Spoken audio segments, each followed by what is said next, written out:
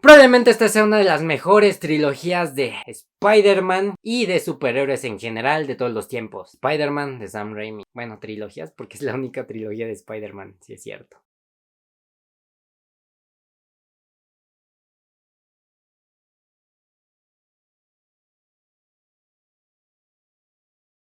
Cuando el género de superhéroes no era lo que hoy es el género de superhéroes hoy en día, cuando algunos derechos de algunos personajes no le pertenecían completamente a Marvel, los X-Men eran de Fox y Spider-Man era de Sony. Spider-Man sigue siendo de Sony, pero comparte los derechos con Disney por todo ese tema de que ya sale con los Vengadores y eso. Pero probablemente esta, a pesar de que ya salió hace bastante tiempo, casi 20 años, probablemente siga siendo una de las mejores películas que te cuenten el origen de un superhéroe de todos los tiempos. Sí, eso es Spider-Man de Sam Raimi del 2002. Y no solo esa película, sino toda la trilogía. Y voy a ahondar un poco en toda la trilogía porque realmente es una película que me fascina. Si muchas generaciones ahorita actualmente no conocen de qué estoy hablando y están creciendo con las películas de Tom Holland o crecieron con las de The Amazing Spider-Man, retrocedan un poquito y volteen a ver las primeras 3 películas de Spider-Man dirigidas por Sam Raimi. Les prometo que si voltean un poco hacia atrás no se van a arrepentir. Y probablemente siga siendo una de las mejores películas de superhéroes que te presenten el origen de un superhéroe, ya que por cómo te lo presentan y los elementos con los que te lo presentan realmente le aportaron muchísimo a la cultura popular y al personaje en sí, así tal cual como lo conocemos hoy en día. No pierde su magia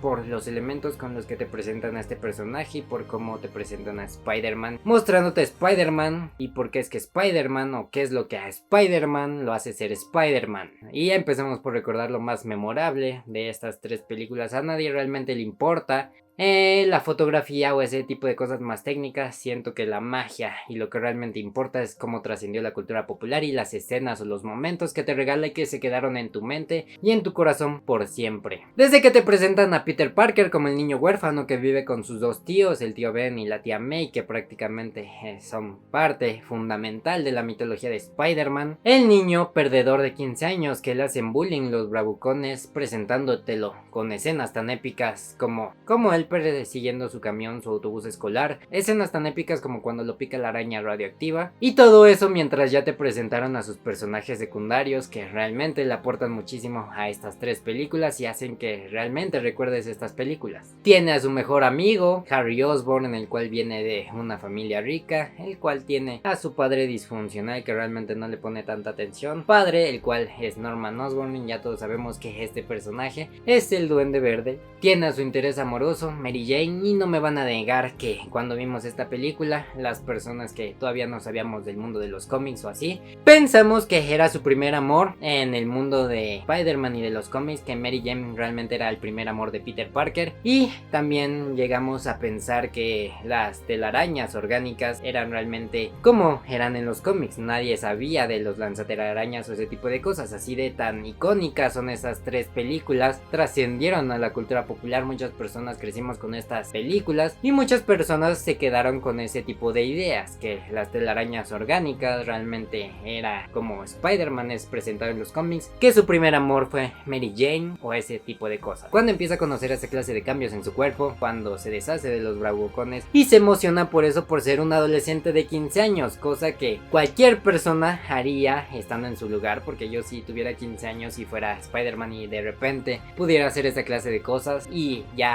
hacerle frente a los que me molestaban, no sé, yo también siento que me emocionaría. El que les haga frente sin pensar en las repercusiones que eso puede tener. El que quiera ganar dinero por impresionar a una chica y eso le termine dando una lección de por vida. Un gran poder conlleva una gran responsabilidad. La secuencia de cómo intenta ganar dinero metiéndose a las luchas para impresionar a Mary Jane, cómo deja escapar al ladrón y luego se tiene que enfrentar a la muerte del tío Ben. Eso realmente forma a Spider-Man y es donde realmente nace Spider-Man, acabando en la primer persecución de Spider-Man. No sé, esa escena me sigue fascinando, a pesar de que en 2002 no eran buenos efectos o todavía no se tenía la tecnología que ahorita se tiene. Siento que esa escena me fascina por completo porque es la primera vez que realmente intentamos ver a Spider-Man haciendo algo y columpiándose por la ciudad, saliendo de las luchas y se encuentra con el tío Ben, se enoja y empieza a buscar al ladrón que mató al tío Ben y se puede notar eso en su sus mismas expresiones, como ni siquiera sabe que puede columpiarse, y la primera vez que se intenta columpiar tiene miedo, pero por instinto empieza a columpiarse y empieza a agarrar esa confianza poco a poco, acabando en la muerte de este mismo ladrón, pero él realmente no lo mató y realmente aprende una lección, una valiosa lección desde ese momento.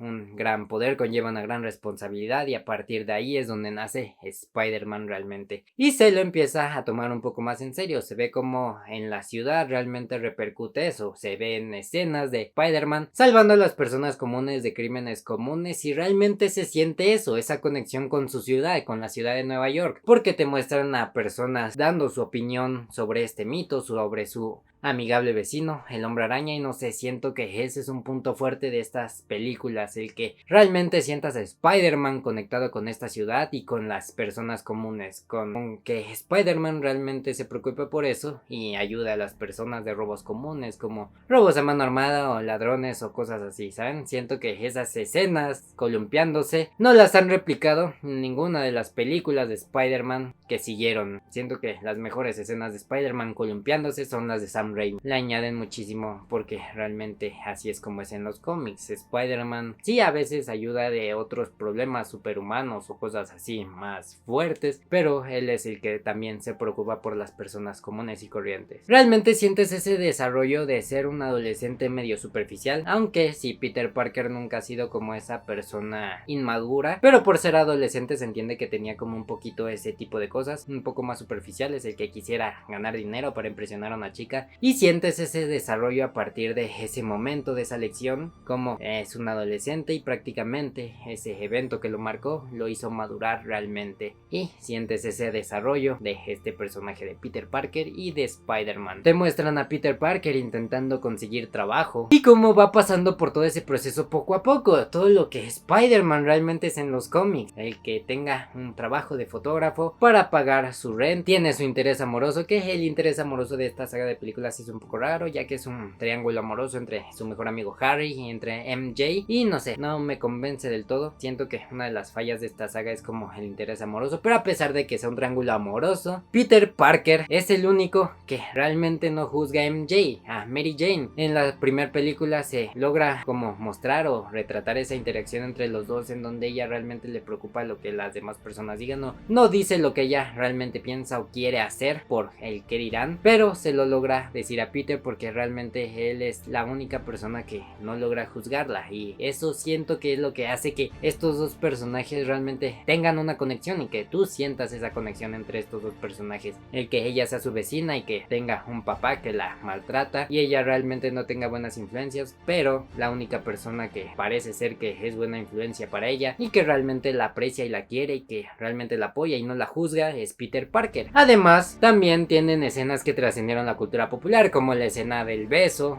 bajo la lluvia cuando Spider-Man la intenta rescatar y él realmente se preocupa por ella. Esa escena trascendió la cultura popular y todos la recordamos, es algo que sí o sí se te quedó grabado. El tema de que Norman Osborn quiera un poco más y respete un poco más a Peter Parker que incluso a su propio hijo, siento que eso le añade un poco más de peso a el que en su doble vida, cuando es Spider-Man y el Duende Verde, se odien, y que cuando se entere que Peter Parker es Spider-Man y que Spider-Man lo rechazó, no sé, siento que eso le da el peso suficiente como para que este sea un buen antagonista y sea el primer villano de Spider-Man y el villano más icónico de Spider-Man, y tenga todas las razones suficientes como para odiarlo y para hacerle la vida imposible, atacando a los que más quieren y rompiéndole el corazón, atacando a su corazón. Escenas icónicas con el Duende Verde, esa donde está el incendio, esa escena siempre la quería retratar desde que era niño y no sé, me fascina,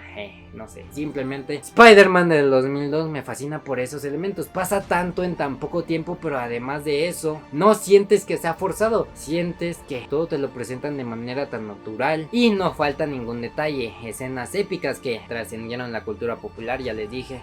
Peter Parker persiguiendo el camión, Peter Parker con la mordedura de la araña, deshaciéndose de sus bravucones, el interés amoroso de Peter Parker, su primer beso, la primera persecución de Spider-Man donde realmente Spider-Man nace cuando él intenta meterse a las luchas, la muerte del tío Ben, además de tener todo lo que Spider-Man representa, el antagonista con las razones suficientes como para hacerle la vida imposible, los problemas personales de el héroe y ese crecimiento de ser un poco tonto, su superficial, el ser prácticamente un adolescente, a tener ese desarrollo y esa madurez que te lo muestran al final de la película, el que realmente te pone a los demás a él mismo, y eso es lo que es Spider-Man, alguien que pone primero a los demás antes que a él mismo, y por eso Spider-Man 1 siento que es de las mejores películas de orígenes de un superhéroe. Pero esto no acaba ahí. En 2004 se estrenó la segunda parte, y comúnmente se piensa que las secuelas no pueden ser buenas o que no pueden superar a la primera, pero esta secuela supera por completo a la primera, en guión y en todo. Siento que Sam Raimi se enfocó principalmente en mostrarte la psicología de Peter Parker, y por eso comúnmente decimos que de Sam Raimi y de Spider-Man y de Tobey Maguire es el mejor Peter Parker. En Spider-Man no se representa tanto ese Spider-Man de los cómics, o en Spider-Man queda de ver un poco, pero sí, comúnmente siento que decimos eso porque sí, Sam Raimi se enfocó más en mostrarte la psicología de Peter Parker y en sus problemas personales, en lo que conlleva ser Spider-Man, y esto es Spider-Man 2 de 2004. Sí, siento que creció muchísimo más en guión y se enfocaron más en eso, pero tiene también los mismos elementos que hace que conectes con este personaje. Desde que Peter Parker se ve como ese dilema de que necesita un trabajo y intenta encontrar un trabajo estable, pero no puede mantener un trabajo estable ya que es Spider-Man también, y primero está el anteponer a los demás, a sus necesidades, y eso realmente lo perjudica de manera personal. Te muestran escenas desde el principio como le cuesta realmente mantener un trabajo, lo que conlleva ser Spider-Man a la vez que intenta estudiar y a la vez que intenta mantener un trabajo estable. El ser Spider-Man realmente hace que se tope con ese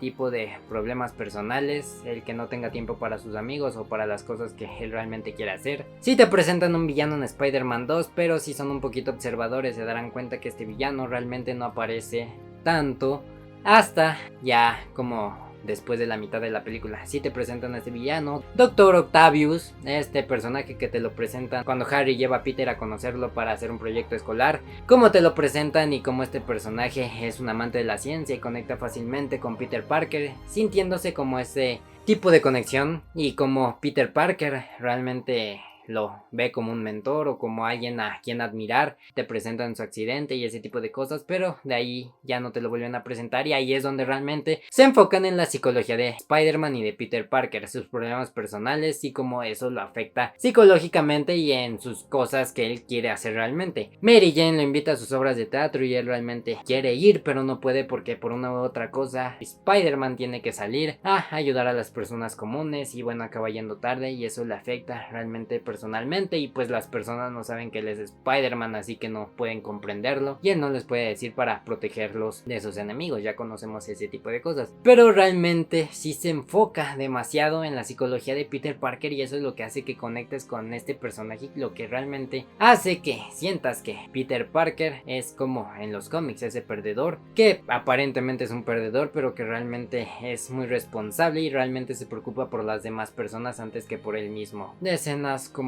él intentando pagar su renta cuando realmente no tiene dinero para pagarla, él intentando estudiar pero no teniendo tiempo, o incluso llegando tarde a sus propias clases, ese tipo de cosas, el que realmente quiera decirle a MJ su secreto para tener una carga menos pero que no pueda por una otra cosa, no sé, eso es lo que me fascina y realmente repercute a grados de que realmente ya no quiere ser Spider-Man, y aquí en esta película es donde te presentan ese ángulo o esa perspectiva, lo que realmente representa Spider-Man y si realmente quiere seguir siendo Spider-Man. Empieza a perder sus poderes cuando empieza a perder esa motivación de que ya no quiere ser Spider-Man, y a pesar de eso, cuando ya pierde sus poderes por completo, él se ve un poco feliz, se ve que tiene ya una vida estable, su trabajo es más estable, tiene sus relaciones personales más estables con Mary Jane, tiene su vida académica más estable, ya va a clases, ya hace su tarea, ese tipo de cosas, pero puede observar que las personas realmente necesitan a Spider-Man. Y no sé, la escena en donde te muestran que a pesar de que ya no tiene sus poderes, a pesar de que ya no es Spider-Man, un buen hombre realmente hace la diferencia, realmente él sigue siendo un héroe a pesar de que no sea Spider-Man o a pesar de que no tenga sus poderes. Un gran poder conlleva una gran responsabilidad, y si no es él,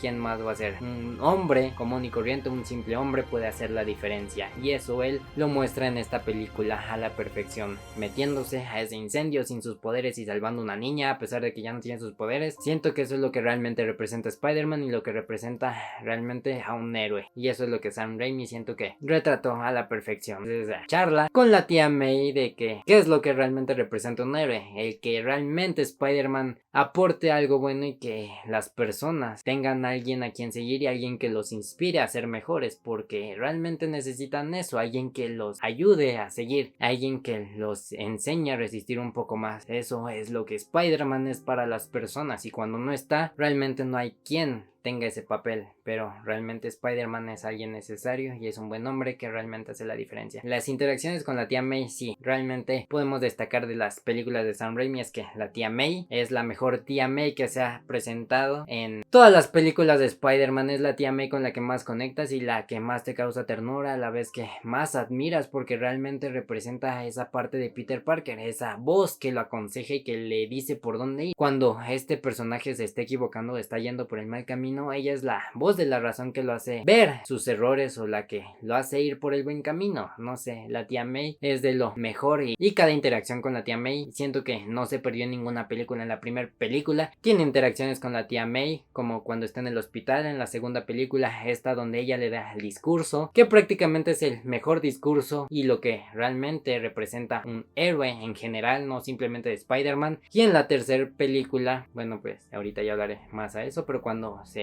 quiere casar con Mary Jane y le cuenta su historia de amor con el tío Ben, la tía May y el tío Ben son de las mejores cosas que tiene la saga de Sam Raimi, y son los únicos dos que si nadie va a superar. Así puedan hacer miles de películas de Spider-Man, la tía May y el tío Ben son los únicos icónicos con los que llegas a conectar realmente en estas tres películas. Y bueno, qué decir del villano, el Doctor Octavius, como ya les dije. Realmente si se ponen a analizar un poco, si son un poco observadores, no vuelve a aparecer. Primero se enfocan en presentarte un poco de la psicología de Peter, hasta que realmente te presentan a Doctor Octavius con esa psicología o con esa motivación de que él realmente piensa que la ciencia puede hacer un cambio bueno en la humanidad y que lo que él está haciendo realmente es algo bueno. Y ya cuando sus brazos lo controlan mentalmente, el verdadero crimen sería no acabar lo que ya empezó, ¿o no? Sientes como esa conexión entre Peter Parker y el Dr. Octavius. Bueno, cuando el Dr. Octavius es malo, se vuelve a topar en el camino de Peter Parker para recaudar fondos ilícitamente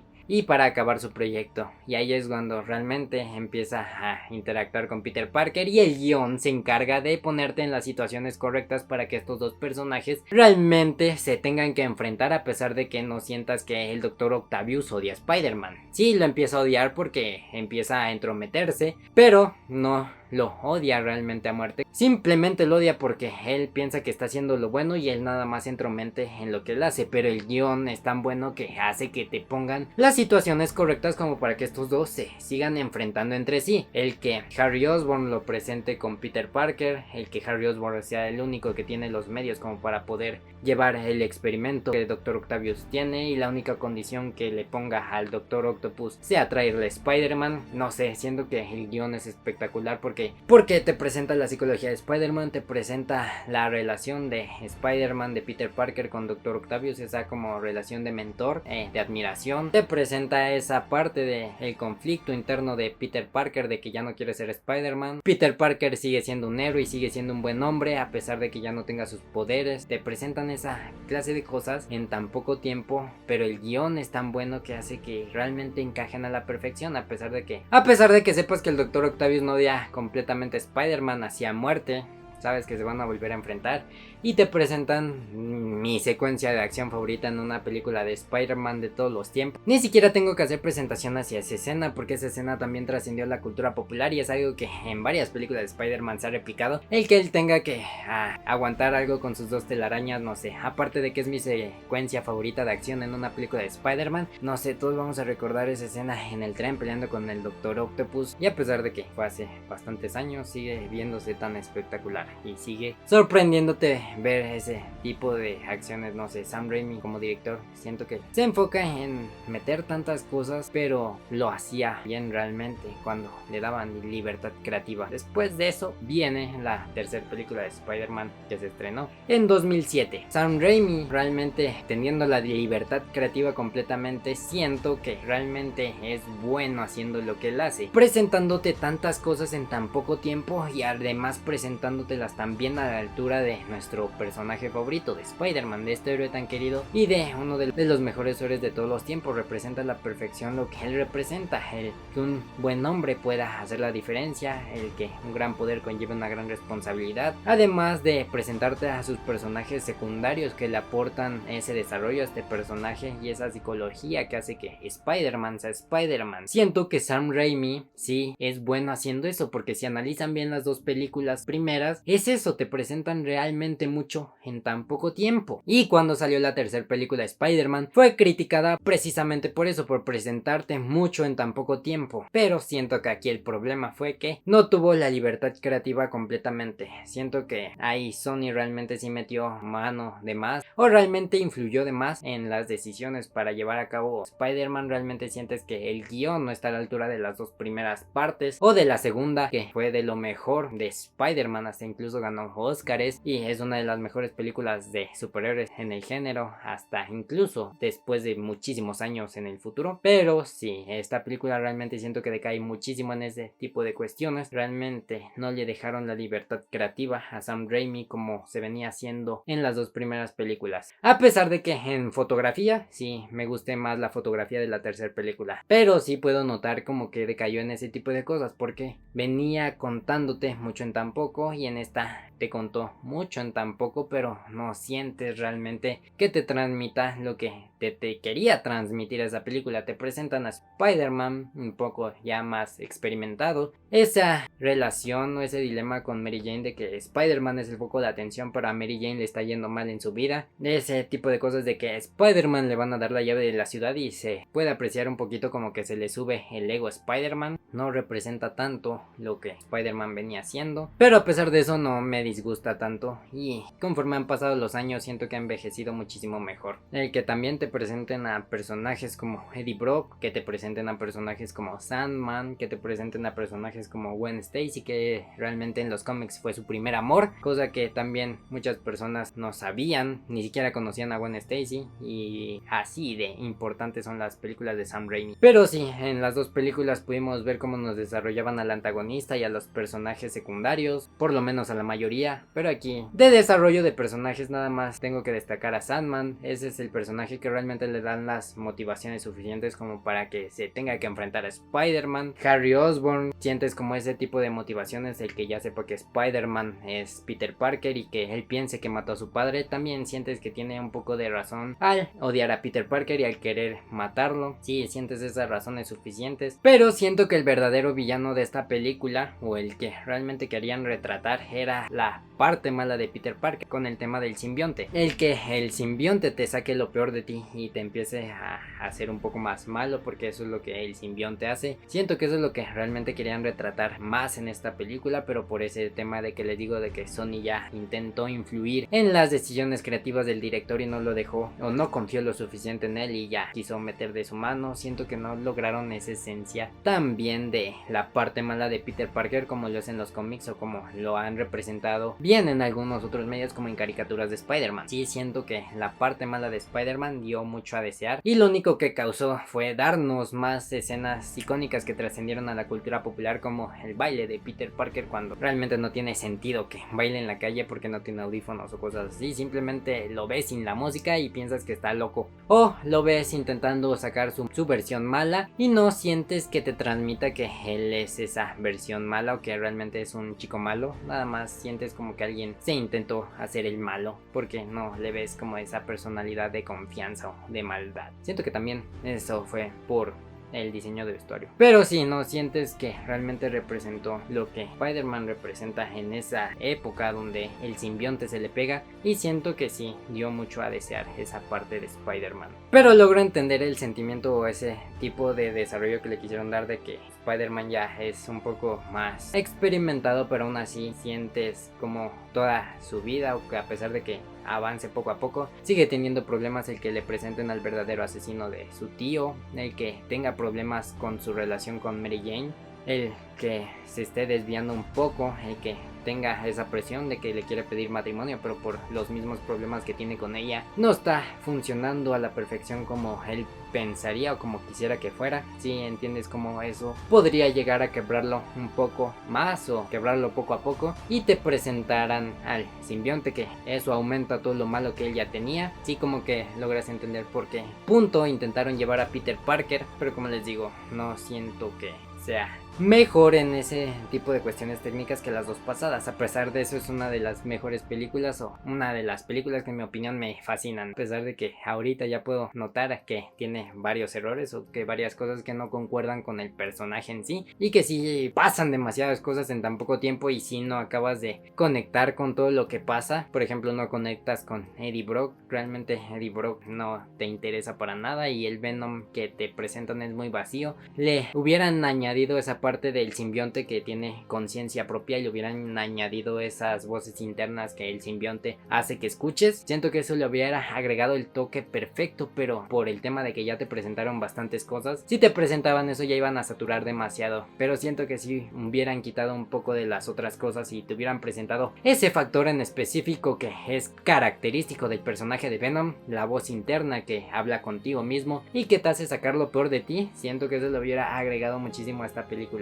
Y sí, el Venom que te presentan al final no me fascina tanto, porque tiene que quitarse la parte del simbionte para hablar, y este Eddie Brock no siento que sea una representación tan buena de los cómics, y ni siquiera funciona para esta película. Pero sí me enamora por los momentos que te da cuando Peter Parker se da cuenta de que tiene el traje negro, esa escena tan icónica cuando se despierta colgado y empieza a probar sus nuevos poderes, porque le aumenta todos los poderes que ya tenía. Eso es como funciona el simbionte, aumenta un poco las capacidades de el portador. Las escenas columpiándose de Spider-Man con el traje negro, el traje negro tiene elegancia, es la única película en la que se ha visto ese traje negro del simbionte, y por eso vale la pena. Además de que te presentan a Spider-Man columpiándose por las calles de Nueva York de noche con el traje negro, escenas tan épicas de Spider-Man peleando con el traje negro, para acabar el final cuando Spider-Man se enfrenta con Sandman y con Venom. Siento que esto es de mi parte favorita de la película, y lo que hace que esta película realmente me guste, a pesar de que sí note que no es lo mejor de las tres películas, hace que me fascine por completo. Por ese tema de que Spider-Man recuperó el camino y ya sabe por dónde ir para salvar al amor de su vida, y a pesar de que tuvo errores en la película y que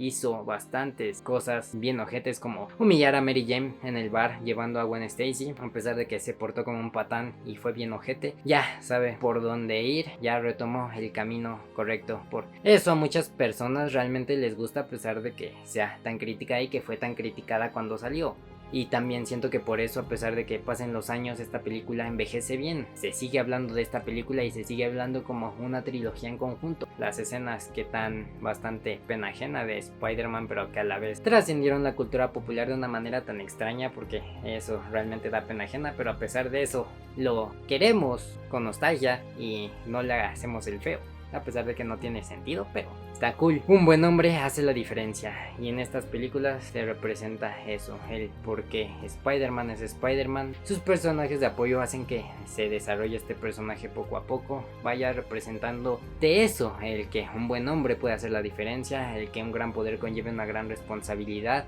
el anteponer a los demás antes que a ti y a tus propias cosas, porque si puedes hacer un cambio y tienes el poder, tienes que ayudar a las personas que lo necesitan, a las personas que no pueden defenderse, y eso lo representa Peter Parker, aun si no tiene su traje de Spider-Man. Es lo que Spider-Man es, y a pesar de que la vida siempre le dé patadas, o que siempre haya cosas que hacen que Peter Parker se rompa poco a poco, o que le vaya mal en la vida, el que no pueda mantener su trabajo, y que su tío se muera, y que las personas que quiere estén en peligro constantemente, el que no tenga dinero para la renta o un trabajo estable, el que no pueda mantener su vida académica, el que le vaya mal en el amor, ese tipo de cosas que te muestran en cada una de estas películas. A pesar de eso, Spider-Man siempre se levanta. Entonces, pues sí, básicamente eso es Spider-Man de Sam Raimi. Y coméntenme acá abajo cuál es su Spider-Man favorito, cuál es su película favorita de Spider-Man. Den like, suscríbanse, yo soy Ren, nos vemos en un siguiente video.